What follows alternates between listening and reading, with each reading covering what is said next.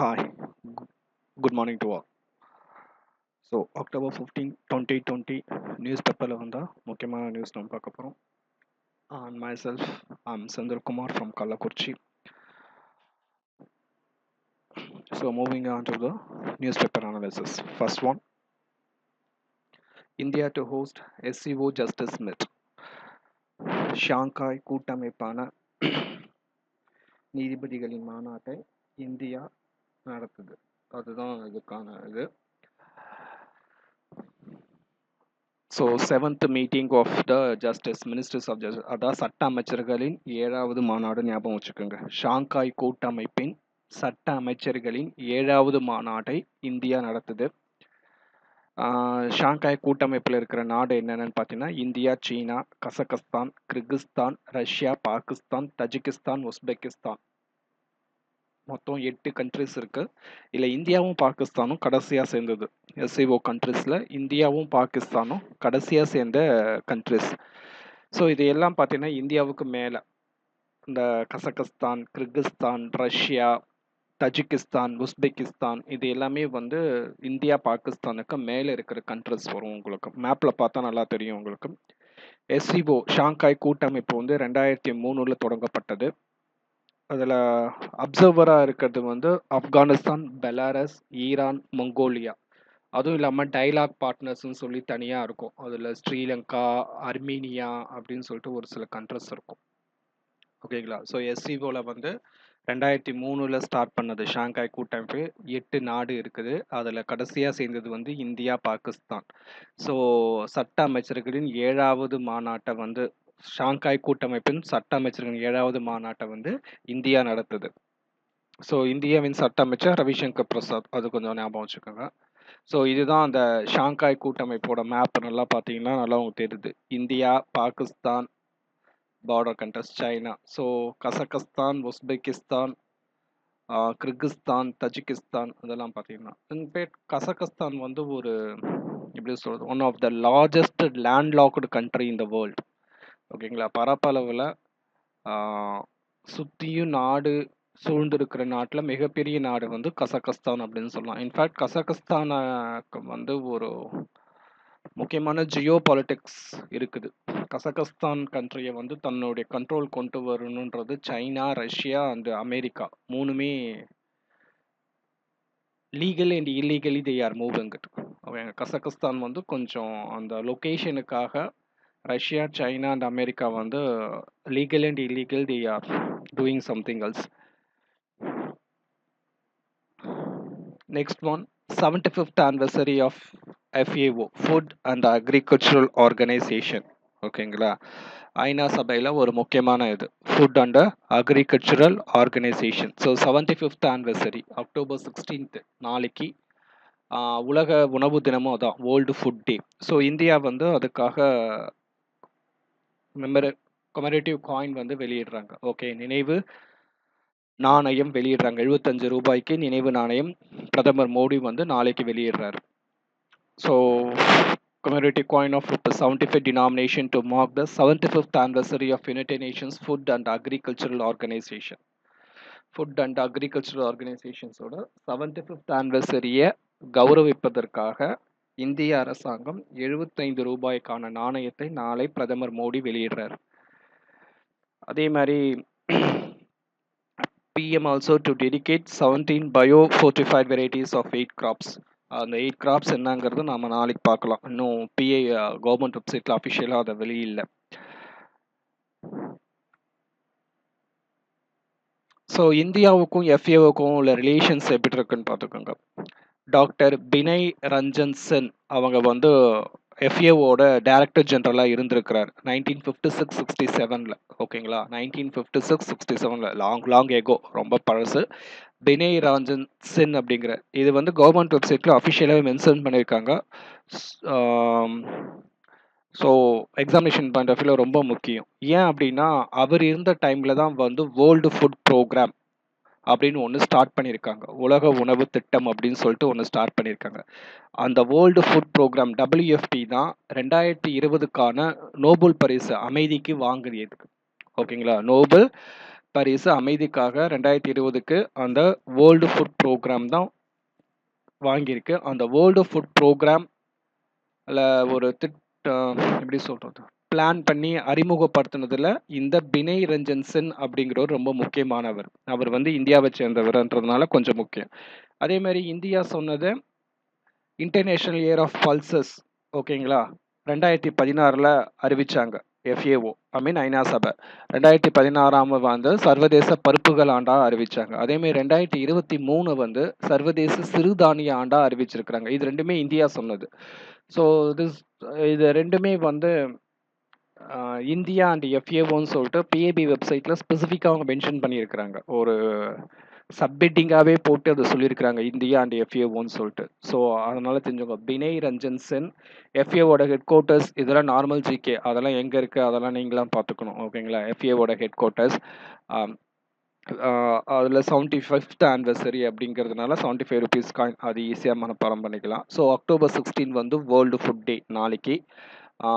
Nobel prize 2020 world food programme, அது FAOட ஒரு ஆர்கன். அந்த வேர்ல்டு ஃபுட் ப்ரோக்ராம் வந்து முதல்ல அறிமுகப்படுத்தினப்ப அது FAOட டைரக்டர் ஜெனரலாக இருந்தவர் வந்து இந்தியர், அவர் வந்து பினய் ரஞ்சன் சென். அதேமாரி இந்தியா சொன்ன 2 சர்வதேச ஆண்டுக்கான இதை வந்து FAO அறிவிச்சிருக்கிறாங்க. ஒன்று 2016 பருப்பு ஆண்டா அறிவிச்சிருக்கிறாங்க, 2023 வந்து சிறுதானிய ஆண்டா அறிவிக்க போகிறாங்க.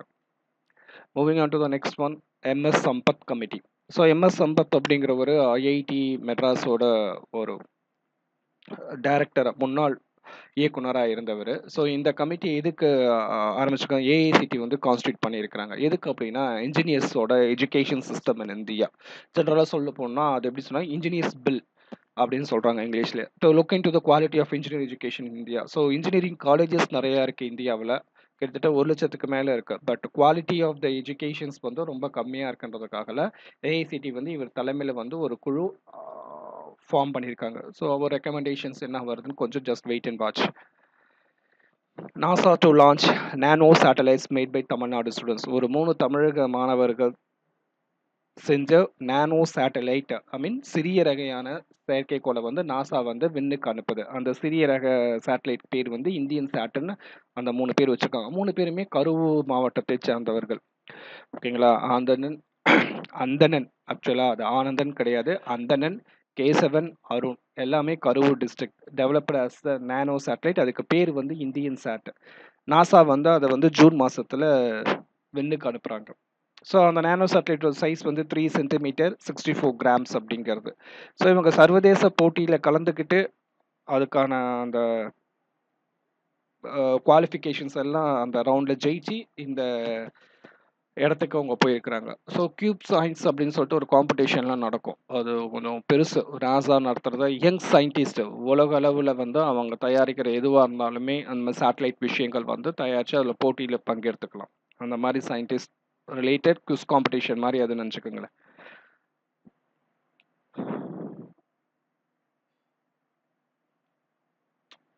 Next one, STARS. எக்ஸாமினேஷன் பண்ண ரொம்ப ரொம்ப முக்கியம். அது ஸ்டார்ஸ் அப்படிங்கிறது யூனியன் கேபினெட், மத்திய அமைச்சரவை இதுக்கு ஒப்புதல் அளிச்சிருக்காங்க இந்த திட்டத்துக்கு. உலக வங்கியோட செயல்படுத்தப்பட போகுது. ஸோ ஸ்டார்ஸ் அப்படிங்கிறது ஃபுல் ஃபார்ம் அப்புறமே பார்க்கலாம். மெயினாக எதுக்குன்னா to improve the primary school education, ஆரம்ப பள்ளி கல்வியை மேம்படுத்துறதுக்காக இந்த திட்டம் உலக வங்கியோட செயல்படுத்தப்பட போகுது.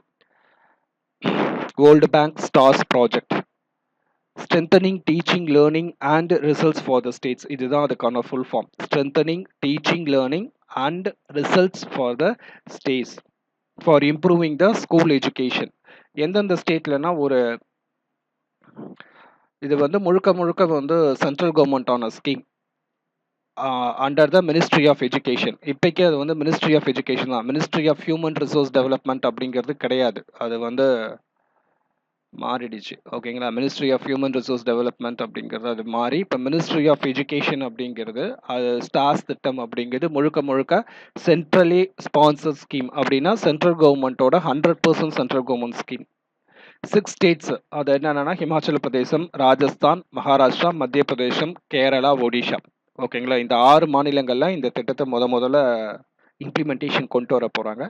இதே மாதிரி ஸ்டார்ஸ்க்கு ரிலேட்டடாக ஒரு சிஸ்டம் வந்து ஏடிபி ஏஷியன் டெவலப்மெண்ட் பேங்க் வந்து கொஞ்சம் ஸ்டார்ட் பண்ணியிருக்குது. அதுக்கான பேர் வைக்கல. ஏடிபி ஏஷியன் டெவலப்மெண்ட் பேங்க் வந்து அதுக்கான பேர் வைக்கல. அதே மாதிரி ஸ்கூல் எஜுகேஷனை இம்ப்ரூவ் பண்ணுறதுக்காக ஏடிபியும் கொஞ்சம் பணம் தருது. அது ஒரு சில ஸ்டேட்ஸில் இம்ப்ளிமெண்ட் பண்ணுறாங்க. குஜராத், தமிழ்நாடு அதில் கொஞ்சம் இம்ப்ளிமெண்டேஷன் கொண்டு வர போகிறாங்க. ஸோ இந்த ஸ்டார்ஸோட திட்டம் பார்த்தோம் அப்படின்னா நேஷனல் எஜுகேஷன் பாலிசி 2020 தேசிய கல்விக் கொள்கை 2020 ஒத்து போய் குவாலிட்டி பேஸ்டு லேர்னிங் அவுட்கம்ஸ்க்காக வைக்கிறாங்க அப்படின்னு சொல்கிறாங்க. அதான் similar to stars project ATP funded project in 5 states Gujarat, Tamil Nadu, Uttarakhand, Jharkhand and Assam. ஓகேங்களா? இந்த 5 ஸ்டேட்டு ஸ்டார்ஸ் ஸ்கீமுக்கு வேர்ல்டு பேங்க் அது தர ஒரு 6 ஸ்டேட். இந்த 11 ஸ்டேட்டுமே இந்த ஸ்கீம் ஸ்டார்ஸ் ஸ்கீமும் ஏடிபி ஸ்பான்சர் பண்ணுற ஸ்கீமும் ப்ரைமரி எஜுகேஷனுக்காக தான். அதை நல்லா ஞாபகம் வச்சுக்கோங்க. அது ரெண்டுமே மிங்கிள் பண்ணி அந்த எக்ஸ்பீரியன்ஸ் அந்த அவுட்கம்ஸை வச்சுட்டு மற்ற ஸ்டேட்டுக்கு ஓவராலாக இம்ப்ளிமெண்ட் பண்ணலான்னு சொல்லி கவர்மெண்ட் சொல்லியிருக்காங்க. இந்த ப்ராஜெக்ட் வந்து நேஷனல் அசஸ்மெண்ட் சென்டர் பராக் அப்படின்னு சொல்லிட்டு ஒன்று ஏற்படுத்த போகிறாங்க. ஐ மீன் தேசிய அளவில் மதிப்பீட்டு செய்யறது. ஸ்கூல் எஜுகேஷனை வந்து தேசிய அளவில் மதிப்பீட்டு செய்யறது பராக் அப்படின்றத ஏற்படுத்துவாங்க அப்படின்னு சொல்லியிருக்காங்க. Moving on to the next one, GO techthon 2020 government technical ஹேக்கத்தானை தான் அந்த தான் அப்படின்னு சொல்கிறாங்க. இது government டெக்டான் 2020 government டெக்டான் 2020 this is that government டெக்டான் 2020. So இது யார் நடத்துகிறாங்க அப்படின்னா என்ஐசி நேஷனல் இன்ஃபர்மேட்டிக்ஸ் சொசைட்டி. இது எது கீழே வருதுன்னா ministry of electronics and information technology அது கீழே வருது. அண்ட் ஐஇஇ கம்ப்யூட்டர் சொசைட்டி இது கம்ப்யூட்டர் ஸ்டாண்டர்டுக்கு ஒரு சர்வதேச நிர்ணயம். இப்போ எப்படி சொல்கிறது, ஐஎஸ்ஓ. ஓகேங்களா? ஒரு தர மதிப்பீடு மாதிரி கம்ப்யூட்டருக்கு ரிலேட்டடுக்கு தர மதிப்பீடு செய்யறது வந்து ஐஇஇ அப்படின்னு சொல்கிறோம். அது கூட சேர்ந்து ஆரக்கல். இந்த மூணும் சேர்ந்து தான் இந்த போட்டியை நடத்துகிறாங்க. இது வந்து ஒரு ஹேக்கத்தான் மாதிரி 36 ஹவர்ஸில் வந்து அவங்களோட ஐடியாஸை they have to say that அந்த ஒரு டேட்டு அந்த டியூரேஷன்ஸ் வச்சுருக்காங்க. 30th அக்டோபர்லேருந்து 1st நவம்பர் வரைக்கும் இதை நடத்துகிறாங்க.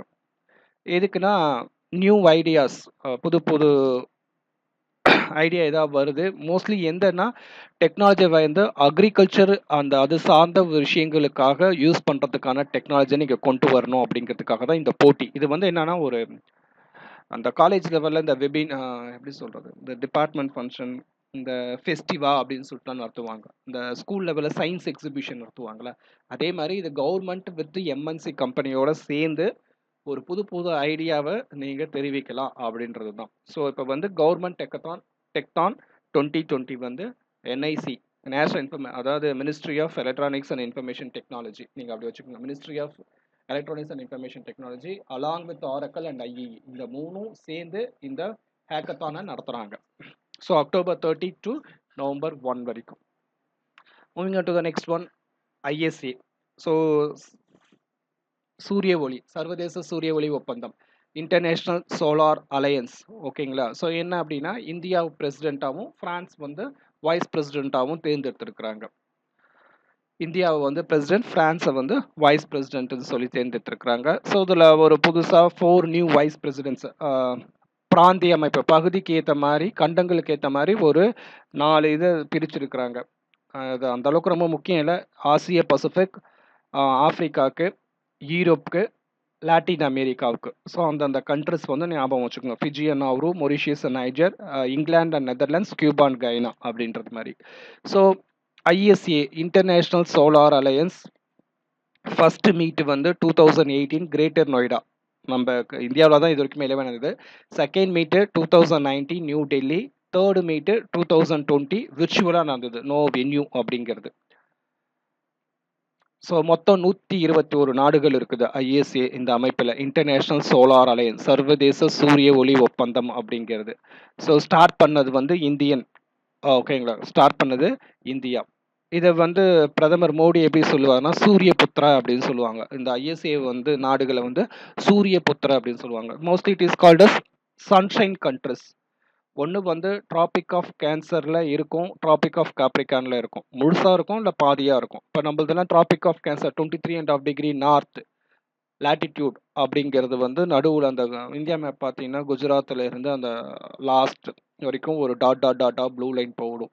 அதுதான் 23.5 north tropic of cancer. So அந்த மாதிரி அந்த tropic of cancer, tropic of Capricorn 23.5 south ஃபுல்லாக ஒன்று அந்த 23.5 நார்த்தில் இருக்கணும், 23.5 சவுத் இருக்கணும், இல்லை பார்ஷியலாக இருக்கணும். நம்மளது வந்து இட்ஸ் அ பார்ஷியல்.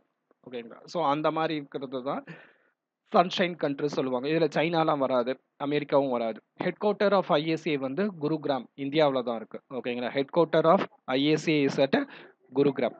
இதுக்கு இன்னொரு பேர் வந்து IASPA, international agency for solar policy and application. International agency for solar policy and application அப்படிம்பாங்க. Next one Zojila tunnel. Zojila அல்லது ஜோஜிலா எப்படி வேணால் நீங்கள் ப்ரொனவுன்ஸ் பண்ணிக்கலாம். ஸோ இன்னைக்கு திறந்து வைக்கிறாங்க Nitin Gadkari, union transport minister. இந்த டனல், இந்த குகை வந்து எதுக்கு? ஸ்ரீநகருக்கும் லெஹுக்கும், ஓகேங்களா, ஸ்ரீநகரோட பள்ளத்தாக்கும் லடாக்கையும் கனெக்ட் பண்ணுறதுக்காக NH1ல் இது இருக்கு. ஸோ ஸ்ரீநகர் டு லெஹ், மேப் நல்லா பார்த்துக்குங்க. ஸ்ரீநகர் டு லெஹ் கனெக்ட் பண்ணுறது ஜோஜிலா டனல். கொஞ்ச நாளைக்கு முன்னாடி பிரதமர் ஒரு டனல் திறந்தார், அடல் பிகாரி வாஜ்பாய் டனல். அது எந்த டனல் அப்படின்னு சொல்லிட்டு கொஞ்சம் இன்டர்லிங்க் பண்ணிக்கோங்க. So 14.15 kilometer long tunnel at an altitude of about 3000 meter under Zojila Pass, NH1. So the Zojila tunnel வந்து என்ன சொல்றாங்கன்னா, it is one of the longest road tunnel in India, in India சொல்றாங்க, in Asia கூட சொல்றாங்க. ஆப்வியஸா இன்னும் கன்ஃபார்மாக இன்னும் வரல. இட் இஸ் டு பி டப்ட் அஸ் அப்படின்னு தான் சொல்றாங்க. Longest road tunnel in India and in Asia அப்படின்ற மாதிரி சொல்றாங்க. Next one, Elephant Corridor. Supreme Court upheld the Madras High Court judgment. So elephant corridor அப்படின்றது என்ன அப்படின்னா, யானைகளுக்குன்னு ஸ்பெசிஃபிக்காக அந்த இடத்த ஏற்படுத்தி தரது.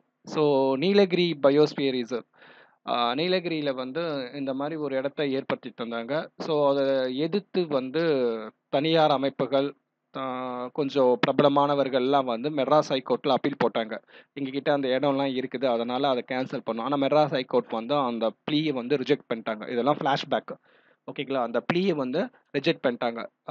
Government, Tamil Nadu government and central government பண்ணது ரைட் அப்படின்ற மாதிரி தான் மெட்ராஸ் ஹைகோர்ட் வந்து தீர்ப்பு சொன்னாங்க. ஸோ இதை எதிர்த்து திரும்பவும் அவங்க வந்து சுப்ரீம் கோர்ட் பண்ணப்ப சுப்ரீம் கோர்ட் வந்து மெட்ராஸ் ஹைகோர்ட் சொன்ன தீர்ப்பு செல்லுபடி ஆகும் அப்படின்னு சொல்லியிருக்காங்க. அதுதான் இன்னைக்கான நியூஸ் பேப்பரில் வந்திருக்கு.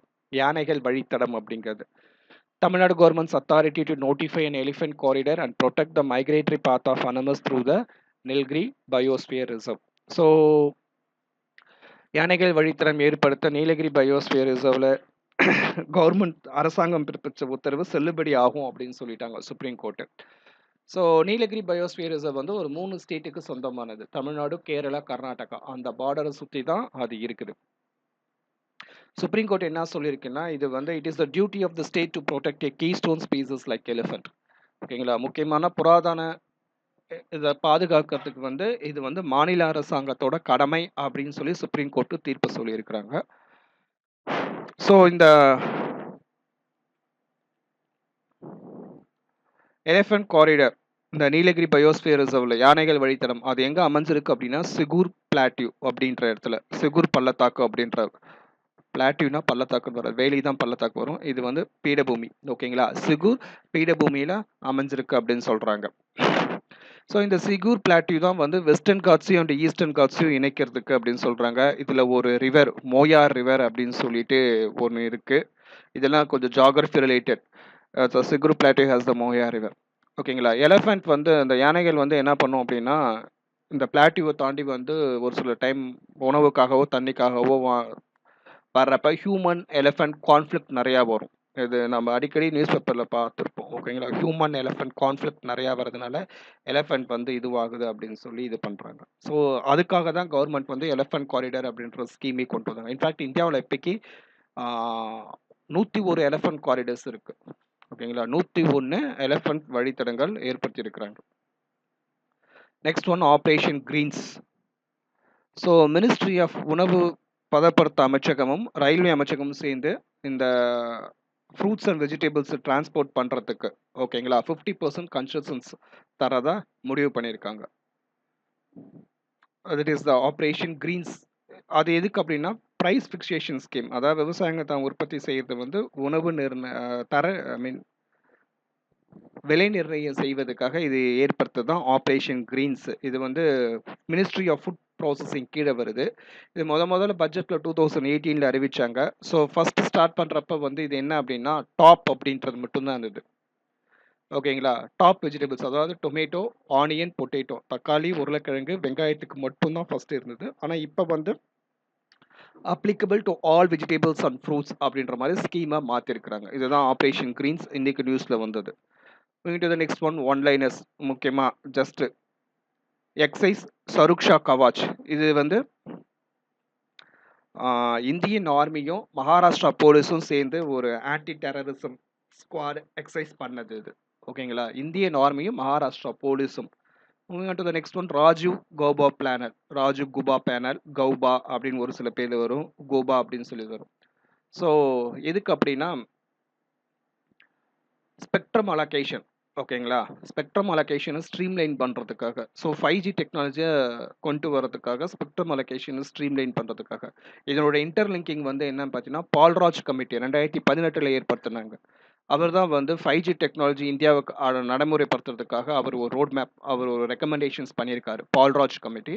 இப்போ ராஜீவ் கௌபா கமிட்டி எதுக்கு போட்டிருக்காங்க அப்படின்னா ஸ்பெக்ட்ரம் அலோகேஷனை பற்றி கரெக்டாக சொல்கிறதுக்காக, டு ஸ்ட்ரீம்லைன் ஐ மீன் சரிப்படுத்துறதுக்காக. அக்டோபர் 15 இன்னைக்கு முக்கியமானது world students day. Former president, missile man of India, 11th president of India honourable doctor APJ Abdul கலாம்ஸோட பர்த் ஆனிவர்சரி. அவருடைய நினைவாக தான் இதை கொண்டாடுறாங்க. ஸோ தீம் வந்து learning for people, planet, prosperity and peace. So 2010 United Nations வந்து அக்டோபர் 15 வந்து world students டேவாக அறிவிச்சிருக்கிறாங்க. அதோட அக்டோபர் 15 இன்னொன்று என்ன அப்படின்னா international day of rural women. ஓகேங்களா? International day of rural women. தமிழில் எக்ஸாக்டாக சொல்ல போகணும் அப்படின்னா ஊரக பெண்களின் சர்வதேச தினம். ஓகேங்களா? ஊரக பெண்களின் சர்வதேச தினம் அப்படின்னு சொல்கிறது. தீம் வந்து rural women and girls building the resilience. ஓகேங்களா? Rural women and girls building resilience. With this, I'm ending for today's video. Thank you for watching. Give your feedback and suggestions, valuable suggestions. இன்னும் இதெல்லாம் add பண்ணலாம், இல்லை இது இன்னும் கொஞ்சம் கிளியராக சொல்லலாம். Whatever maybe the suggestions, whether it's a positive or negative, please give the feedback so that we can improve. Thank you. Have a good day. Be safe.